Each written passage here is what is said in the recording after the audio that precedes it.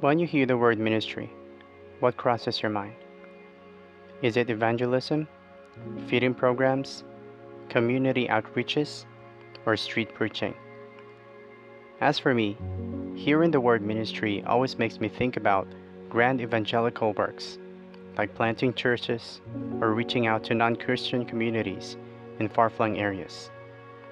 And I believe that most Christians respond in this same way every time they hear the word ministry. More often than not, we quickly engage ourselves in grand evangelical works after being led by the Holy Spirit to join our work in a ministry. And there's nothing wrong with that, so long as God has indeed called you to join them. What's wrong, however, is to believe that only those ministries deserve our participation, because having that belief will cause us to neglect other equally important and effective ministries just because they seem less grand from our perspective. One of such ministries is the Ministry of Companionship. This ministry doesn't entail going to far places or preaching to big crowds. It simply involves being by someone's side every time they need your presence. And maybe that's why many people do not see it as a ministry that deserves attention.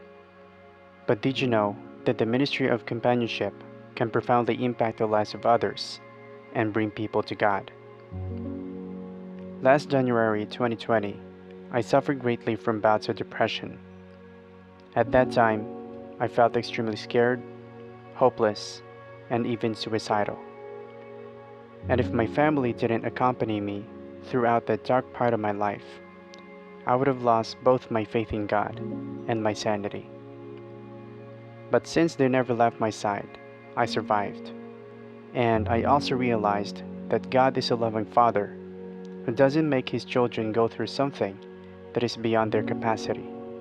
You see, unlike what you may have previously thought, the Ministry of Companionship is as important and effective as the other ministries.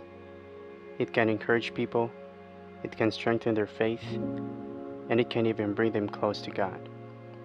So if the Lord is calling you to work in that ministry, then do it with joy, thanksgiving, and passion.